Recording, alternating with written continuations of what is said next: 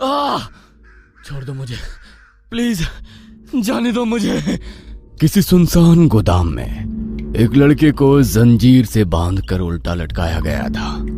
उसका सिर फटा हुआ था। सिर से टपकता खून धीरे धीरे एक बाल्टी में गिर रहा था। क्यों टॉर्चर कर रहे हो मुझे? कौन हो तुम? मैंने तुम्हारा क्या बिगाड़ा है?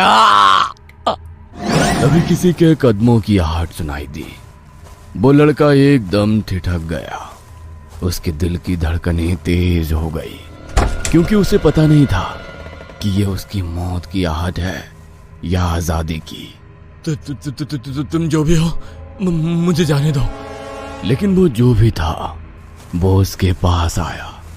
उसने वो बाल्टी उठाई और उसका सारा खून उसके मुंह पर दे मारा। बस करो, मुझे जाने दो।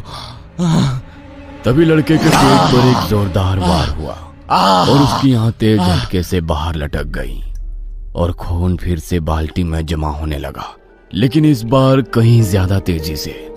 लेकिन जितनी तेजी खून की थी उससे कहीं ज्यादा तेज थी उस लड़की की चीखें। इससे अच्छा मार डालो मुझे, मार डालो। और उसके इतना कहते ही उस शख्स ने उस लड़के को पकड़कर उसका सिर उस बाल्टी में डाल दिया। कुछ देर झटके खाने के बाद उसका शरीर शांत हो गया और उसकी अपनी ही खून में डूबकर मौत हो गई। 2 रात बाद की बात है। पुलिस स्टेशन की घड़ी में रात के 1:30 बज रहे थे। पूरा थाना लगभग सुनसान पड़ा था। इंस्पेक्टर अपनी आंखें बंद किए हुए कुर्सी पर बैठा हुआ था। बगल में 2 हवलदार कुर्सियों पर सिर टिकाए खर्राटे मार रहे थे। तभी किसी के तेज कदमों की आहट आई। इंस्पेक्टर चौकन्ना हो गया। उसने इधर उधर देखा। तभी एक लड़की हड़बड़ाते हुए अंदर दौड़ती आई। अरे क्या हुआ? कौन हो तुम? साहब, मेरा भाई परसों मुंबई से पुणे के लिए निकला था, लेकिन अभी तक घर नहीं पहुंचा। अरे घबराओ मत, किसी दोस्त के पास गया होगा, आ जाएगा। नहीं, आप समझ नहीं रहे, या शायद समझकर भी समझना नहीं चाहते। क्या मतलब? मुंबई पुणे रोड पर हर दिन कोई न कोई गायब हो रहा है। क्या आपको पता नहीं? खास तौर पर बस से सफर करने वाले लोग। कुछ बहुत गलत हो रहा है वहाँ, और आप लोग कुछ नहीं कर रहे। हमें पहले भी ऐसी शिकायतें मिली हैं, लेकिन कोई ठोस सबूत नहीं मिला कि यह सब कौन और क्यों कर रहा है। पता लगाने की जिम्मेदारी आपकी है। आपको हर हाल में सच्चाई का पता लगाना होगा। अगर हिम्मत है तो आप भी बस में सफर करके देखिए। ठीक है, मैं कल खुद उसी बस में सफर करूंगा और पता लगाऊंगा कि यह सब कौन कर रहा है। इंस्पेक्टर ने अगली रात उस बस में सफर करने का वादा किया, लेकिन अभी इस रात का सफर तो बाकी था। एक और हादसा होना बाकी था। रात के 2 बजे बस मुंबई से पुणे की ओर बढ़ रही थी। यार चल, आज भी वही रास्ता पकड़ते हैं, शॉर्टकट से जल्दी पहुंच जाएंगे। पर सुना है उसी रास्ते पर लोग गायब हो रहे हैं। अरे फट्टू ये सब अफवाहें हैं। गायब कैसे हो सकते हैं? कहीं रातें रंगीन करने गए होंगे। वैसे भी तुझे पता है, इस लास्ट वाली बस में सिर्फ नशेड़ी ही सफर करते हैं। बस धीरे धीरे सुनसान सड़क पर बढ़ रही थी। अचानक एक मोड़ पर ड्राइवर ने बस घुमा दी। बस घने जंगलों वाले इलाके में दाखिल हो चुकी थी। चारों ओर अंधेरा था। शराब के नशे में धूत बिल्ला और संजू, जो बस के पिछली सीटों पर बैठे थे। भाई, ये रास्ता तो बड़ा डरावना है। अबे डरपोक, चल जरा हल्का होकर आते हैं। ए ड्राइवर, बस रोक। 1 नंबर जाना है। ड्राइवर ने गुस्से में बस रोक दी। बिल्ला और संजू लड़खड़ाते हुए नीचे उतरे और झाड़ियों के पास जाकर खड़े हो गए। तभी अचानक झाड़ियों में कुछ हलचल हुई। कौन है वहाँ? अचानक किसी ने बिल्ला का पैर पकड़ लिया। छोड़ो मुझे। बस के अंदर बैठे यात्री घबराकर खिड़कियों से झांकने लगे। संजू ने ध्यान से देखा। वो एक कुत्ता था जिसने बिल्ला का पैर कसकर पकड़ रखा था। अबे यह तो कुत्ता है। मगर इसकी आंखें लाल क्यों है? कुत्ता अभी भी बिल्ला को घूरते हुए जोर जोर से भौंक रहा था। संजू ने किसी तरह उसे धक्का देकर भगाया और बिल्ला को बस में वापस खींचा, लेकिन बिल्ला का चेहरा सफेद पड़ चुका था। उसका पूरा शरीर कांप रहा था। बस दोबारा चलना शुरू हुई, लेकिन कुछ दूर जाते ही फिर से रुक गई। दरवाजा खुलते ही एक 22 साल की लड़की बस के अंदर आ गई। अबे संजू, आज तो नसीब खुल गए। क्या माल आया है बस में। अरे भाइयों, आज तो बस का सफर बहुत मजेदार होगा। Shut up. हाय हाय, क्या बात है अंग्रेजी मैम। लड़की गुस्से में एक खाली सीट देखकर बैठ गई। बिल्ला और संजू उसे देखकर गुनगुनाने लगे। बस चलने ही वाली थी कि तभी एक और लड़की भागती हुई बस में चढ़ी। उसके हाथ में पेट्रोल की बोतल थी। भैया जल्दी चलो, मुझे बस थोड़ी दूर ही जाना है। दरअसल पास ही में मेरी स्कूटी का पेट्रोल खत्म हो गया था। कंडक्टर ने उसे बैठने की जगह दे दी, लेकिन वो उसे बेहद गंदी नजरों से देख रहा था। हाय हाय, देखो तो सही, एक से बढ़कर एक बढ़िया सवारी आ रही है आज। बिल्कुल, क्या कड़क माल है। ओए, तुम लोग अपना मुंह बंद रखो और तुम आओ, मेरे पास आओ। वो लड़की घबराकर पहले वाली लड़की के पास बैठ गई। बिल्ला और संजू जोर जोर से हंसने लगे। तभी एक अधेड़ उम्र का आदमी बोल उठा। बेटा, इतनी रात को अकेले घूमना ठीक नहीं। तुम्हें पता है ना, इस रास्ते पर हर रोज कोई ना कोई गायब हो रहा है। गायब तो लोग बस में से हो रहे हैं। आप अपना ध्यान रखें, कहीं ऐसा ना हो कि आप भी गायब हो जाएं। अब तू भी बस में चढ़ गई है। अरे कहीं ऐसा ना हो कि अगली गायब होने वाली तू ही हो। दोनों लड़कियां थोड़ा घबरा गईं। मुझे इस कंडक्टर पर शक है। मुझे लगता है यही लोगों को गायब करवा रहा है। शायद अंगों की तस्करी करता है। कंडक्टर ये सुनते ही आग बबूला हो गया। वो रमन के साथ उलझ पड़ा। दोनों में जमकर हाथापाई होने लगी। ड्राइवर ने गुस्से में एक झटके में बस रोक दी। अरे यार, बस में तमाशा मत करो। वैसे ही रोज नई आफत तैयार रहती है, और तुम लोग। सॉरी। ड्राइवर अपने केबिन में वापस जाने लगा, लेकिन तभी बस की खिड़की से एक हाथ अंदर आया और स्टीयरिंग को पकड़ लिया। ड्राइवर की आंखें डर से फटी की फटी रह गईं।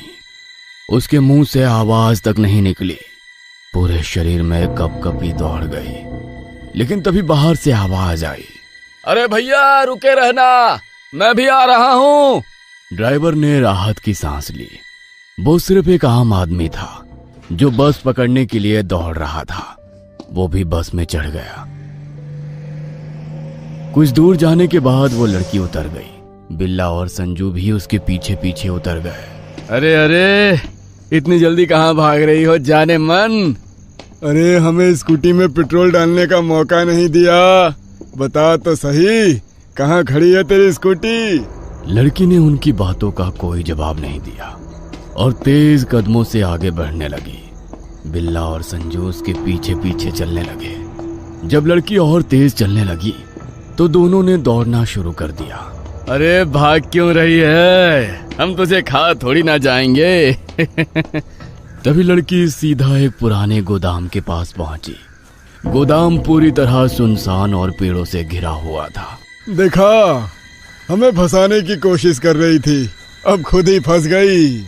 लड़की भागती हुई गोदाम के अंदर घुस गई। बिल्ला और संजू भी उसके पीछे पीछे जाने लगे, लेकिन अंदर जाते ही लड़की अचानक रुक गई और पलटकर अजीब तरीके से हंसने लगी। अबे क्या हुआ तुझे? इतनी हंसी क्यों आ रही है? ओहो, अबे हमें पहले ही समझ जाना चाहिए था कि ऐसी मॉडर्न लड़कियां अच्छे मौके नहीं छोड़ती।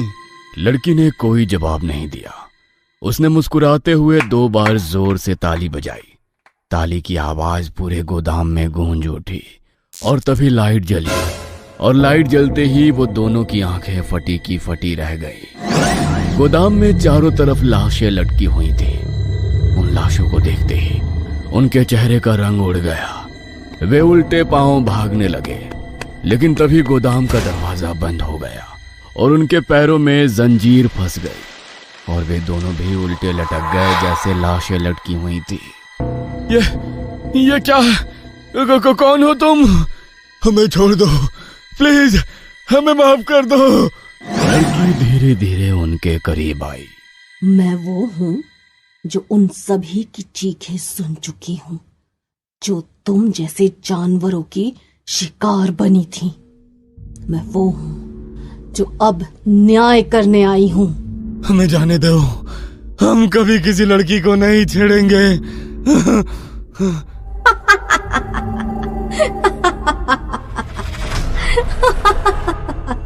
उसकी हंसी पूरे गोदाम में गूंज उठी।